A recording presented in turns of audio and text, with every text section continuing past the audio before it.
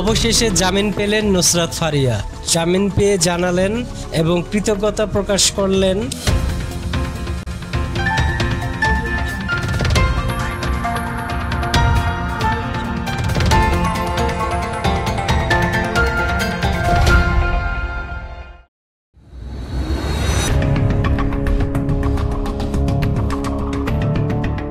গত রবিবার 18 মে থাইল্যান্ডে যাবার সময় শাহজালাল আন্তর্জাতিক বিমানবন্দর থেকে আটক করেন চিত্রনায়িকা নুসরাত ফারিয়াকে।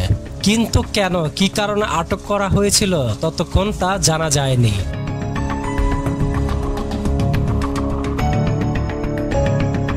নুসরাত ফারিয়া ছিলেন স্বৈরশাসক আওয়ামী লীগের টেলি ও যোগাযোগের উপমন্ত্রী জুনাইদ আহমেদ পলকের কাছের মানুষ। সেই থেকেই টার্গেটে তিনি।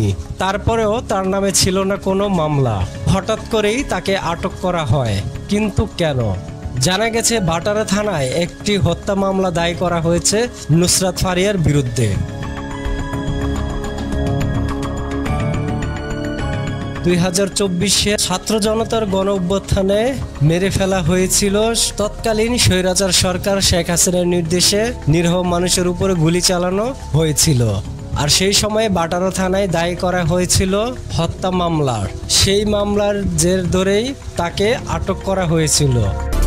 এইরকম নতুন নতুন ভিডিও দেখতে চাইলে আমাদের চ্যানেলটিকে সাবস্ক্রাইব করুন। ভিডিওটি ভালো লাগলে লাইক দিন। যদি কোনো পরামর্শ থাকে অবশ্যই কমেন্টস করে জানাবেন এবং অন্যদেরকে দেখার জন্য শেয়ার করুন।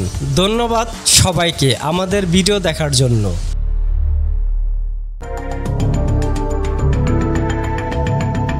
চিত্রনায়িকা নুসরাত ফারিয়াকে গ্রেপ্তারের পরেই ফুলে ফেপে ওঠেন বাংলাদেশের মিডিয়া, এমনকি বিদেশি মিডিয়াগুলো। জাতীয় নাগরিক পার্টির নেতা হাসনাত আব্দুল্লাহ তার ফেসবুক পোস্টে লিখেছেন, সরাসরি হত্যাকাণ্ডে জড়িত খুনিকে দেশ থেকে নিরাপদে বেরিয়ে যাওয়ার সুযোগ দেওয়া হয়। শিরিন শারমিনকে রাষ্ট্রীয় তত্ত্বাবধানে বাসায় গিয়ে পাসপোর্ট করে দেওয়া হয়। দ্বিতীয় ট্রাইব্যুনাল জানুয়ারিতে হওয়ার কথা থাকলেও মে মাসে এসেও শুরু হয়নি। ইন্টারিম 226 জনের লিস্ট কোথায়? 226 জনকে নিরাপদে বের করে দিয়ে এখন নুসরাত ফারিয়াকে হত্যা মামলায় গ্রেপ্তার করে বোঝাতে চাচ্ছেন আপনারা খুব বিচার করছেন। এগুলো বিচার নয়, এগুলো হাসিনা স্টাইলে মনোযোগ ডাইভার্সন। এইভাবেই তার মনোভাব প্রকাশ করেন। তার পাশে থেকেছেন সহ অভিনেতা ও অভিনেত্রী অনেকে, তার মধ্যে পরিমণি, সিয়াম আহমেদ, এমনকি উপদেষ্টা মোস্তফা সরোয়ার ফারুকীও। সিয়াম আহমেদ ফেসবুক পোস্টে লিখেছেন, যাদের আইনের আওতায় আনা দরকার তারা প্রোটোকল নিয়ে সপরিবারে দেশের বাইরে চলে যায়। তারা যাওয়ার পর আমরা জানতে পারি যে তারা চলে গেছে। আর এয়ারপোর্টে আটকানো হয় কাকে?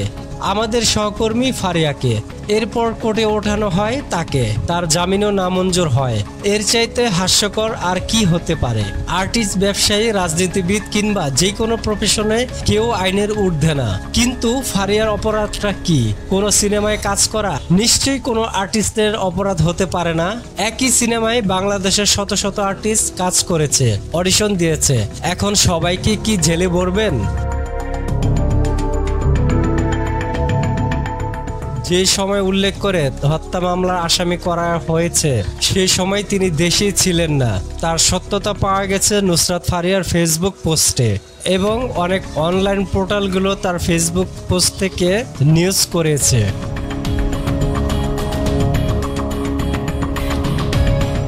এবং আরও একজন মান্নান নামে ফেসবুকে পোস্ট করেন নুসরাত ফারিয়ার ছবি দিয়ে, দুনিয়া জোড়া দুর্ভাগ্যা শিল্পীদের তালিকায় হলে নুসরাত ফারিয়ার রোল নাম্বার হবে 4 বা 5। তার কিছুই ঠিকঠাক হলো না এই দেশে।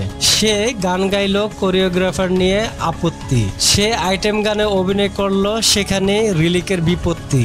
সে গাড়ি কিনলো, সেখানে সামনে নিয়ে আসা হলো তার ক্রয় ক্ষমতা, সম্পত্তি। সে দেশে অভিনয় করলো, সেটা নিয়েও হতে হতে হলো না কোনো নিষ্পত্তি। ঠেকলো গিয়ে গ্রেফতারে। অনেক কিছুই হয়তো করা হয়নি এদেশে তার, তবে এটাও জোর দিয়ে বলা যায় হত্যা চেষ্টার মতো অপরাধ সে করেনি। দুর্ভাগ্য মানুষকে কোথায় নিয়ে যায়, তার বড় উদাহরণ ফারিয়া। সোমবার তাকে কোর্টে তোলা হয়। কোর্টের আদালতের নির্দেশ দেয় তার জামিন নামঞ্জুর করে পাঠানো হয় তাকে কারাগারে। মোস্তফা সরোয়ার ফারুকীও ফেসবুক পোস্টে জানিয়েছেন সমবেদনা। তিনি লিখেছেন, আমি সাধারণত চেষ্টা করি আমার মন্ত্রণালয়ে কাজের বাইরে কথা না বলতে, কিন্তু আমার তো একটা পরিচয় আছে। আমি ইন্ডাস্ট্রির মানুষ ছিলাম এবং 2 দিন পরেই সেখানেই ফিরে যাব। নুসরাত ফারিয়ার গ্রেপ্তার বিব্রতকর একটা ঘটনা হয়ে থাকলো আমাদের জন্য। আমাদের সরকারের কাজ জুলাইয়ের প্রকৃত অপরাধী বিচার করা। ঢালাও মামলার ক্ষেত্রে আমাদের পরিষ্কার অবস্থান, প্রাথমিক তদন্তে সংশ্লিষ্ট না থাকলে কাউকে গ্রেপ্তার করা হবে না এবং সেই নীতি অনুসরণ করা হচ্ছিল। ফারিয়ার বিরুদ্ধে এই মামলা তো অনেকদিন ধরেই ছিল। নাফিস সর্দার তিনি ফেসবুক পোস্টে লিখেছেন, দেশের বাইরে থেকেও কিভাবে তিনি হত্যা চেষ্টা মামলার আসামি হলেন। অভিনেত্রী হিসেবে অভিনয় করা কি তার অপরাধ? তার একজন শুভাকাঙ্ক্ষী হিসেবে তার মুক্তি দাবি জানাই। যদিও সেই সময় তিনি দেশে ছিলেন না, এমনটি প্রমাণিত হয়েছে তার ফেসবুক পোস্টে।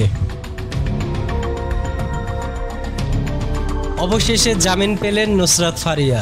জামিন পেয়ে জানালেন এবং কৃতজ্ঞতা প্রকাশ করলেন সবার উদ্দেশ্যে। তিনি তার ফেসবুক পোস্টে লিখেছেন, জীবনের সবচেয়ে মুমূর্ষ সময় পার করেছি এই 2টা দিন। মানসিকভাবে খুবই ভেঙে পড়েছিলাম। তবে এই সময়টাতে যারা সর্বক্ষণ আমার পাশে ছিলেন সেই সব মানুষদের মন থেকে কৃতজ্ঞতা জানাতে চাই। আমার সহকর্মী থেকে শুরু করে ইন্ডাস্ট্রির সবাই, এমনকি আপামর সাধারণ মানুষ যারা আমার হয়ে কথা বলেছেন, ন্যায়ের পক্ষে কথা বলেছেন, পাশে থেকেছেন, তাদের এই সাপোর্ট, ভালোবাসা আমি আজীবন মনে রাখব। আপনারা পাশে না থাকলে হয়তো এত দ্রুত আপনাদের মাঝে উপস্থিত হতে পারতাম না। বিশেষ করে ধন্যবাদ দিতে চাই আমাদের গণমাধ্যম কর্মীদের। তাদের এই সাপোর্টটা ভীষণ দরকার ছিল। আমি সব সময় মনে রাখব আমার প্রতি আপনাদের ভালোবাসার কথা।